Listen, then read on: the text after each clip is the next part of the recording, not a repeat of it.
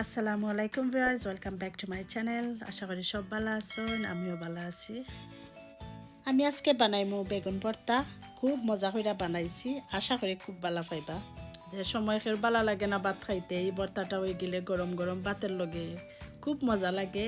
দেখো কোনো রকমের ঝামেলা ছাড়া বানাইমু, আত ফুরানির কোনো ঝামেলা নাই। আজকে আমার রেসিপিটা আশা করি আপনারা খুব ভালো পাইবা। খুব ইজিভাবে আমি বানাইছি। দেখরা একটা বেগুন লইছি বড়, যেটা লাগবো। 4টা শুকনা মরিচ, ধনিয়া পাতা, সরিষার তেল আছে, লবণ আছে, আর আছে পেঁয়াজ। আমি ছোটো করে কাইটটা রাখি দিছি। আজকে আমি বানাইমু এয়ার ফ্রায়ার দেয়া বেগুনটা। অনেকে আমরা অনেকভাবে যেমন চুলার মাঝে ফুরি, তো এটা কোনো ঝামেলা ছাড়াও আমি আজকে বানাইমু। দেখো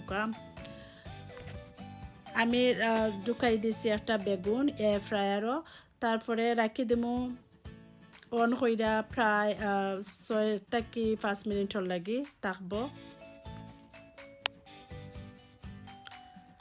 আর এবার দিয়ে আমি একটা ছোটো ফ্রাই প্যানের মাঝে দেখরা থোড়া সরিষার তেল দিলাইছি। দেয়া আমি যে আমার শুকনা মরিচ লইয়া রাখছিলাম ওগুলার একটু বাজি লিমু।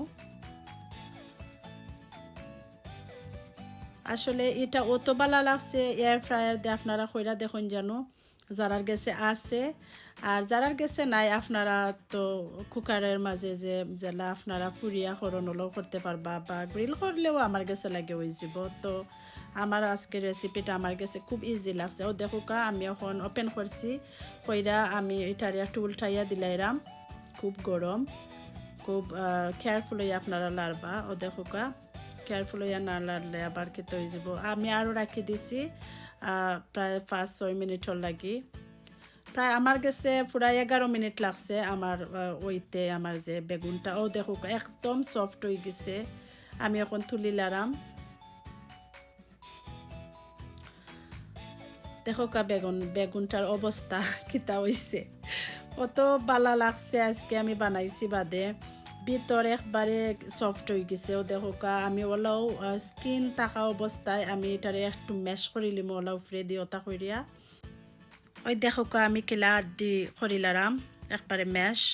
খুব সাবধানে নাড়বার, গরম। আমি খুব কেয়ারফুলি এটা করছি, আত জ্বলি যাব, এর লাগে খুব কেয়ারফুলি করবা। আমি এখন এটার যে কেতাটা খাটিলাম, খাইটাও দেখো আমি স্কিনগুলারে তুলিলাম খুব ইজিভাবে আইয়র স্কিনটা। আর একবারে সফট হয়ে গেছে, কোনো সাইডে দিয়ে শক্তও রয়েছে না। ও দেখো এখন আমি একটু খাইছি, খাইতে একটু ঠান্ডা করমু, ওলা রাখি দিলে তো একবারে খেতে হয়ে যাব। এখন আমি গ্লাভ ইউজ করছি। আমি একটু ম্যাশ করে লিমু। ও দেখো আমি কিলা ম্যাশ করছি।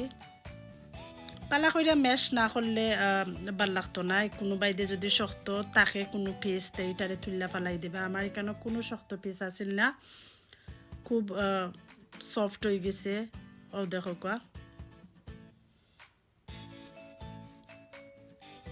তখন আমি যে মরিচরে আমি রাখছিলাম ফ্রাই কইরা, এখানে 4টা আছিল। আমার কাছে লাগে একটু জাল হয়ে যাব, আমি একটা রাখি দেবো।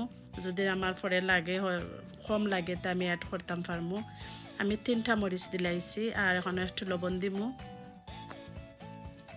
আসলে বেশি জাল হয়ে গেলে তো আর কমানি যাইতো না, কম যদি নয় আপনারা আবার অ্যাড করতে পারবা। তো তার লাগে আমি একটা রাখি দিছি। আর দিলাইমু আমি পেঁয়াজ, এখানেও মাঝারি সাইজের একটা পেঁয়াজ আমি দেখরা খুব ছোটো করে কাটি লিছি। আমি আর একটু লবণ দিলাইমু, যেগুলা আছে লবণটা আমি ওলা খুব কমাইয়া দিলাম। যদি লাস্টে লাগে কম লাগে তো আপনারা অ্যাড করতে পারবা। আমিও মরিচের মাঝে আর পেঁয়াজের মাঝে যতগুলা লবণ দিছি ওগুন তো আমার এনাফ হয়ে গেছে, নিজের টেস্ট অনুযায়ী দিবা। তো দেখরা খুব বালা কইরা আমি এগুলারে মাখাই লিলাম, একবারে সফট করে লিমু।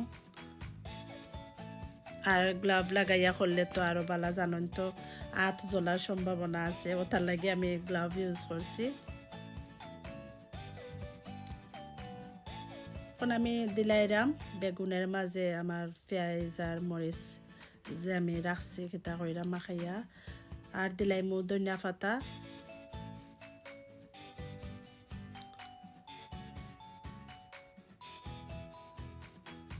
এখন দিলাইমু পরিমাণ মতো সরিষার তেল, আপনারা নিজের পরিমাণ মতো দিবা। আমি কেন প্রায় 1.5 টেবিল স্পুন দিছি। দেও দেখো মাখাই লিলাম। এখন হইল গিয়া মাখানির মজা কইরা মাখানির পালা, খুব ভালো করে মিক্স করবা। অত ভালো লাগছে আমার আজকের ভর্তাটা, আমি তো খুব মজা করে খাইছি। আজকের ভর্তাটা আসলে খুব ইজিলি বানাই লিছি, আপনারা ওলা ট্রাই করবা, দেখবানে কত ইজি লাগে, কত মজা হয়। আমি তো খুব মজা করে খাইছি। আমার ভর্তা রেডি হয়ে গেছে, দেখো কোয়া বেগুন ভর্তা। সামনে দিত বৈশাখী আরও পহেলা বৈশাখ, আর বেগুন ভর্তা ছাড়া তো আর পহেলা বৈশাখ চলে না, এটা তো সবেও জানুন। তো ভিউয়ার্স, আশা করি আমার রেসিপি ভালো পাইছন। ভালো পাইলে অবশ্যই কমেন্ট করে জানাইবা, লাইক করতে ভুলবা না, বেশি বেশি করে শেয়ার করবা ফ্রেন্ড অ্যান্ড ফ্যামিলির লগে। আর যারা আমার চ্যানেল আজকে নতুন দেখরা, আর যদি আমার ভিডিও ভালো লাগে সাবস্ক্রাইব করবা প্লিজ।